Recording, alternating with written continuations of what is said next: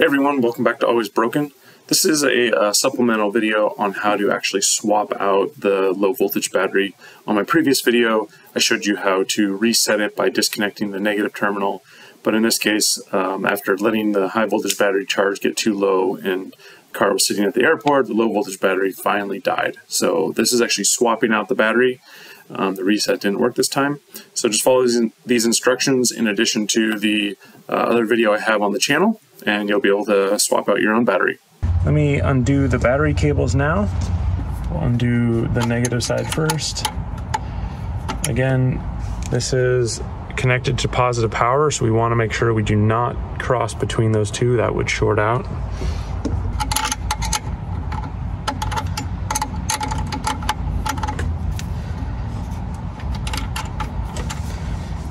Lift that terminal up and away, move the cable off to the side, then remove this plastic cover. It just sort of lifts up.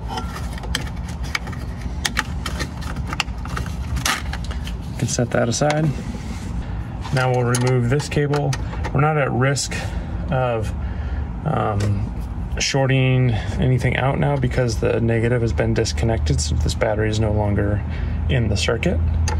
Still a good idea not to touch anything, but it's less risky once you have the negative already removed. We'll go ahead and lift this terminal up and off, set it aside. Okay, now we will undo this hold down bracket in the back. These are all 10 millimeters, so you can use a socket or an open end wrench. Okay, got the nut off. Now this bracket lifts up and off the stud. So move that to the side. So it looks like Tesla designed this very poorly, and there isn't actually a way to get the battery up and out with these cables here. They're stuck over the top. You can't move them out of the way enough, and you can't slide the battery up and out of this holder. So we're gonna have to take the whole holder off, which is kind of a joke if you ask me. So the first thing we got to do is remove this little plastic clip in the back here. It looks like it's just something that holds the cable in place. I think you can just pinch either side of it. I'm sort of able to pinch that.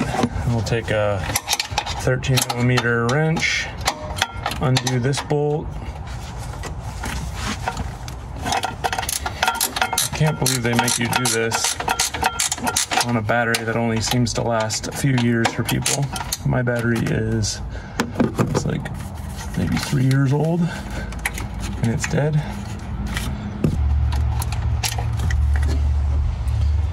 Okay, got that upper bolt out.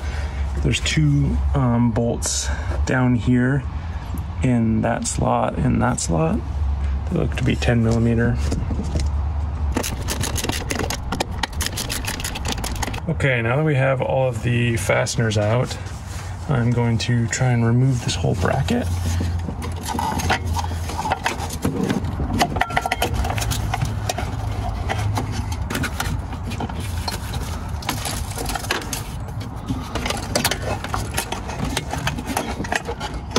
Oh, looks like I got one more wire clip on here.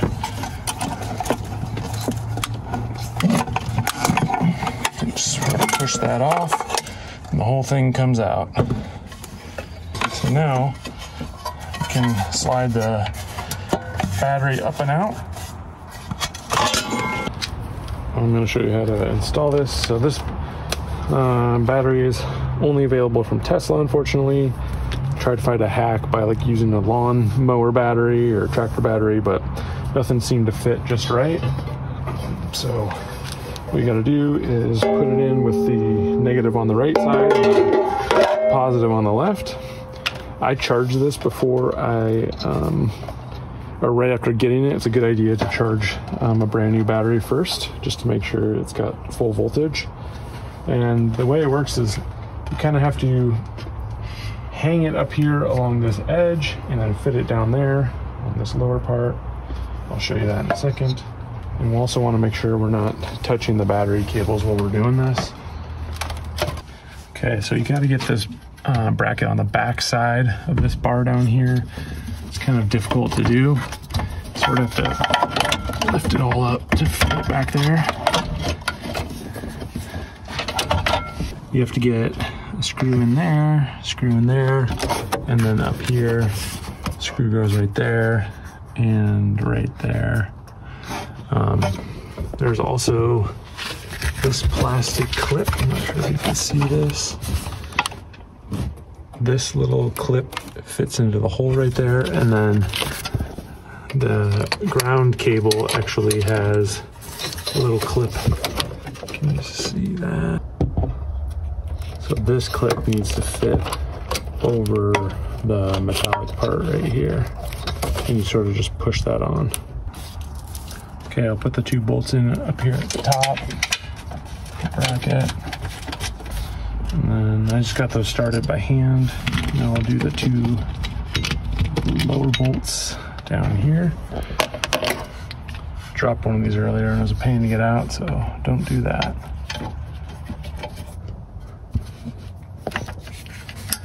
Sort of like push the bracket into the firewall. Okay, I'll tighten these lower ones now. Next, we'll put this hold down bracket on top of the battery. This goes over the stud that's in the back here. There's a piece that fits kind of behind the battery, and then it pushes down on top. And then this has a little nut that goes over it to hold it all down. Okay, I got that snug down. Now you'll notice it doesn't actually sit flush on top of the back plate here. There's a little bit of a gap, which means what stops it from being going downward is the battery. So you don't want to just crank down too hard. You'll want this not snug, but you don't want to damage the battery by tightening it too much. Okay, there's a few small clips that have to get attached. Looks like this drain line for the tray up here kind of comes down, and then this little clip just pushes on. It's kind of got teeth, so you'll want to make sure it's lined up with this metal bracket, and then just push it on. There's this one up here that we talked about. This holds the ground cable, and it also pushes onto this bracket back here. And then there's this one right here that just gets pushed through this little hole. So here's the old battery. It looks like this port just pulls right out. Plug this port into the little hole you can see on the side of the battery. It's kind of hard to see in the video, but you can see it fits on right there. And then you take this tube and you push it up over that fitting. That just vents off any gas. It actually just comes over here and dumps it out right there, but at least then you don't have battery acid dripping on the side there. Okay, next thing we'll do is we'll put the positive cable on here. Sort of want to kind of twist it back and forth, make sure it sits down nice and flush. You want to make sure it's parallel, so I'll kind of like adjust it a little bit, and then we'll tighten up this nut right here. Now we'll want to do the positive cable first, because if you turn this down and you had the ground hooked up, technically this would be a ground path. So if the wrench touched this as it was coming down, you could see how it would do that easily. You would short it out. So leave the ground off while you tighten the positive. You want it snug, and make sure it doesn't turn when you try and twist it. If you go too hard, sometimes you can break these little brackets. So you want it snug, but don't go crazy. We'll go ahead and put this cover on.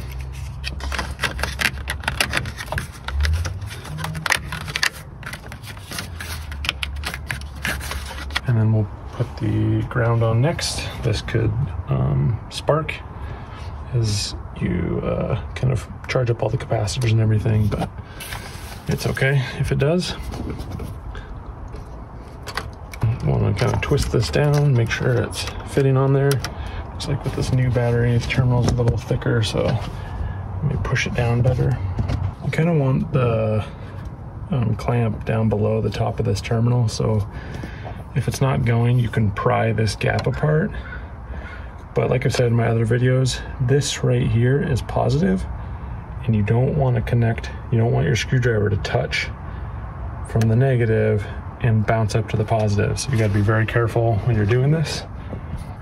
But I will pry it apart a little bit, and you can kind of twist it back and forth and try and get it to come down further.